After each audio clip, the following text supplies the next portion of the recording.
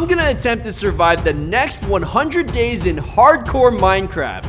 If I die at any point, the world is deleted forever. But there's a catch.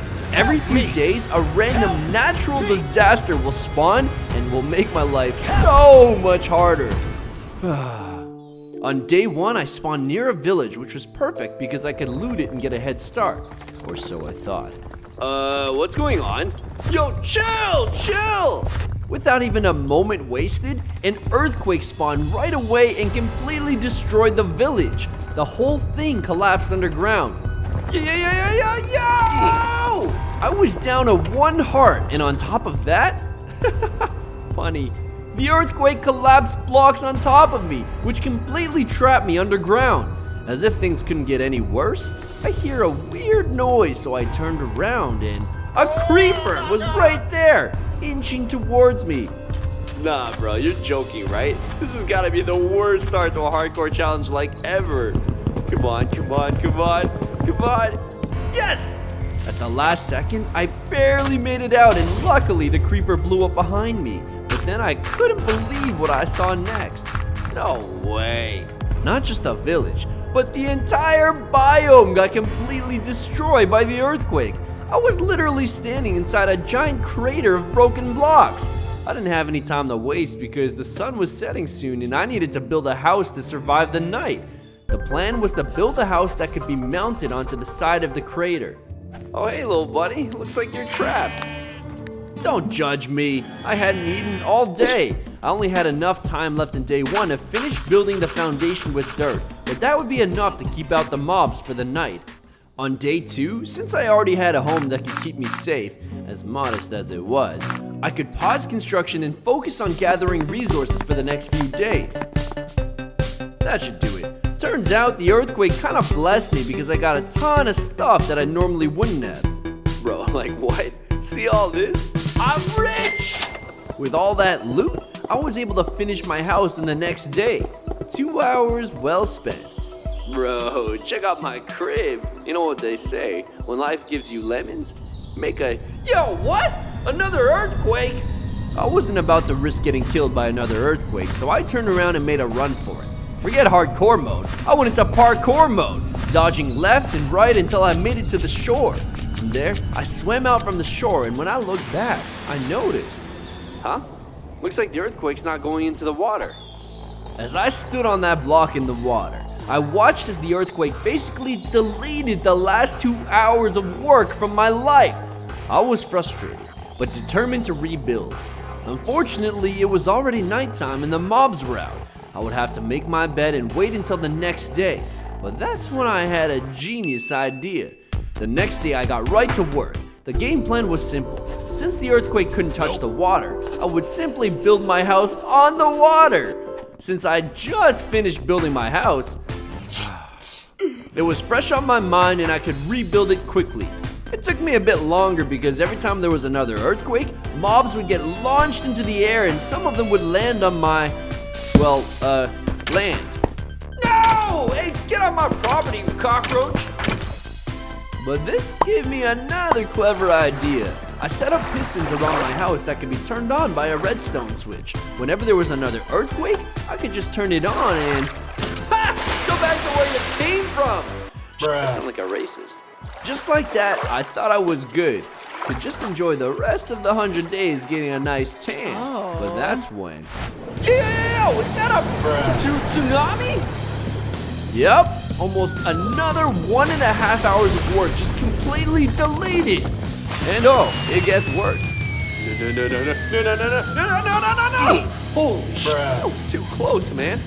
At that point, the sun was setting and I had enough work deleted for 1 day. I found a nearby half-destroyed villager structure which was enough to keep me safe, so I decided to call it for the night. The next day, I noticed something strange. The whole area was flooded. I guess that's what happens when a tsunami pours onto depressed land. I lost everything in the tsunami, so I had to gather resources. Again. Would you look at that? Because of the water, sprouts of trees and wheat were starting to grow again inside the dirt. I noticed that over the next few days as I focused on gearing up, more and more sprouts were growing everywhere. And they weren't just sprouts anymore. Next thing you know, it's a full-out jungle.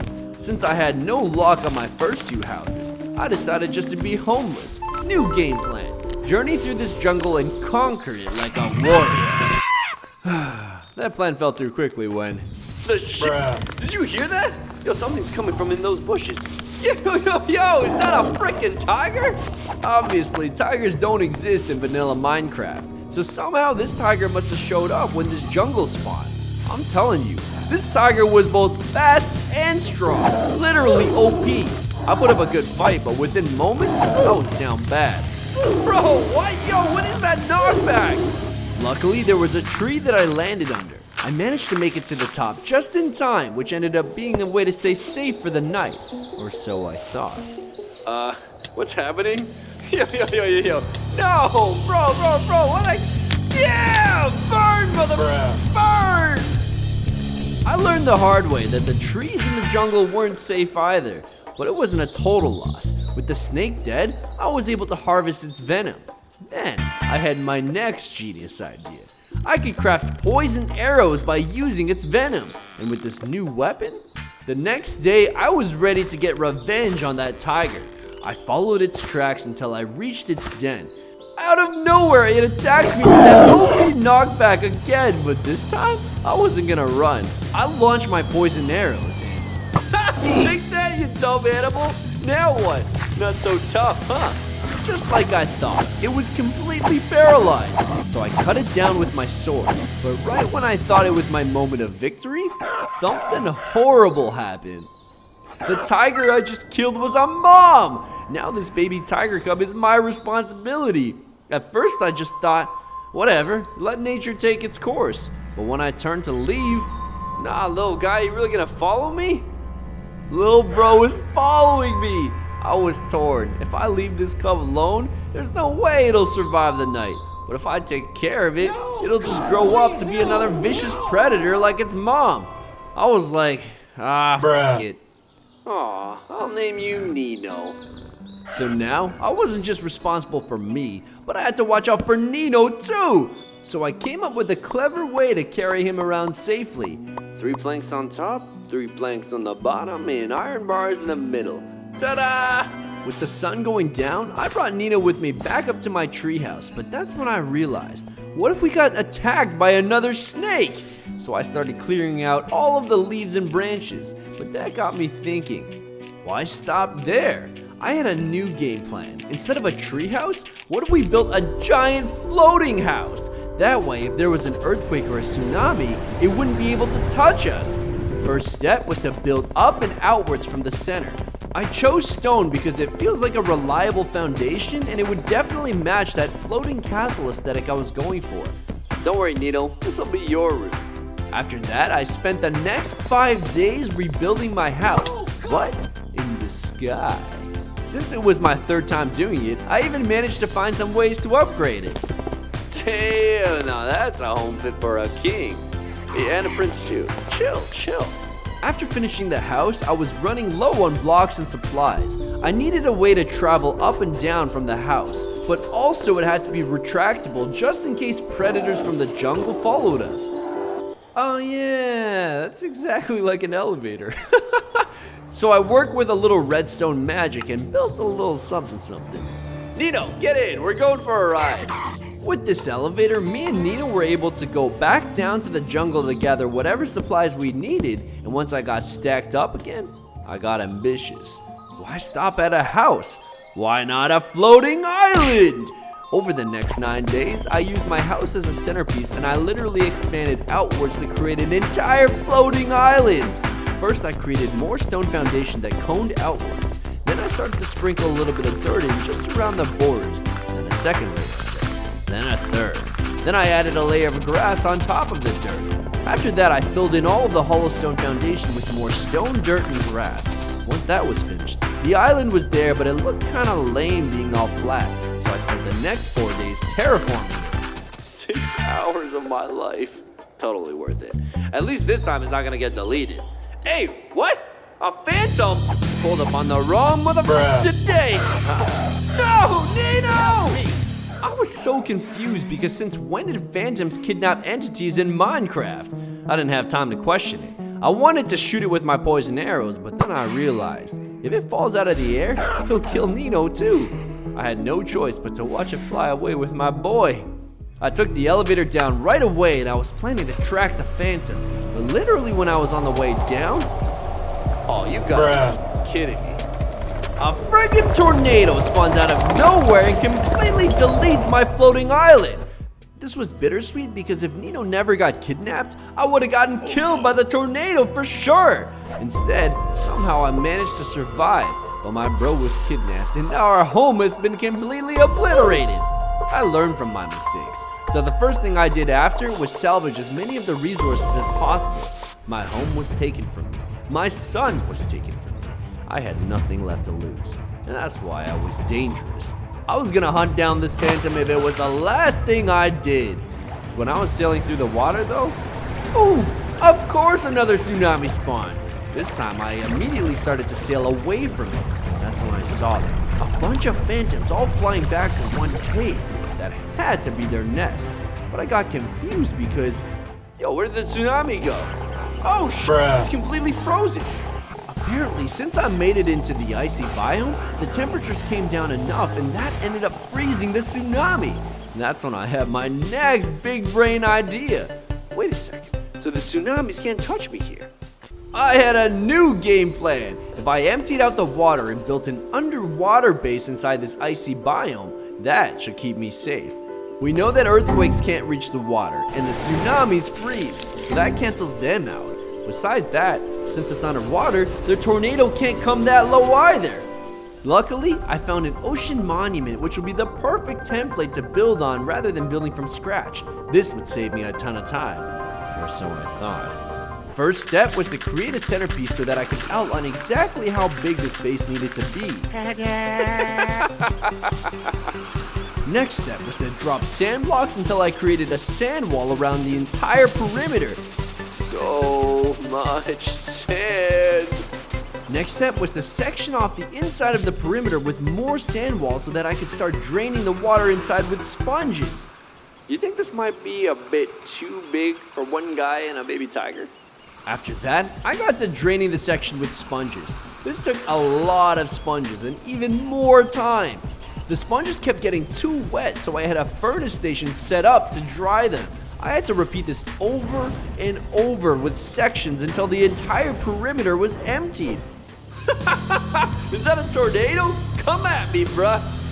Yeah, I was literally talking to weather. I think I spent too much time on this. Clearly I was not all there. Now that the perimeter was drained, new game plan. We can reinforce this ocean monument so that after I save Nino, nobody is gonna mess with us again. What's that? Bro. No. My work was deleted for the last time. At this point, I had completely given up on building a home. I had one goal and one goal only. Save Nino, get revenge, and survive the 100 days. I came in with heat. I started launching my paralysis arrows at everybody. Phantoms were dropping dead left and right. And by the time I made it inside the lair, it was filled with bones. Right away I knew something was wrong. Nino, where you at? I'm here to save you, bro. Yo, what the hell is this? Some kind of soul cauldron? No way. Nino? Oh, shit, man, I'm sorry I couldn't save you in time. I was too late. The phantoms ripped out Nino's soul and put it into this cauldron. If I can't save you, I'll free you. Nino's soul? I got you. I thought I just killed all the phantoms and walked inside to blow up their lair like a boss. But of course, it wasn't that easy. Oh, shit. Suddenly, everything made sense. Why did phantoms start abducting entities? To suck out their souls and feed their mother. Their mother obviously isn't from vanilla Minecraft, so when the earthquakes broke open the earth, she must have somehow come into this world. I tried to take on the mutant phantom, but even with my fully enchanted netherite gear, I didn't stand a chance. I barely made it out, but at least I made it out with my boy's soul. Holy, I am never going back in there. I was determined to keep running and never look back. I'd rather take on any natural disaster than fight that thing again. Well, be careful what you wish for. Yo, what the hell? There was literally a giant meteor falling from the sky. From the looks of it, it looked like it was gonna touch the earth in 7 days, and from the size of it, everything on the ground was gonna get wiped out. I knew I couldn't just build another sky house because a tornado could just wipe it out. But then I thought, If only a sky house could fly. that's it. I had an idea so crazy that it just might work. What if the mutant phantom could be tamed? Final game plan. I built an enchanting table and infused Nino's soul into a special arrow. I also wasn't risking going back into the lair, so this time I started breaking down the roof of its lair in broad daylight.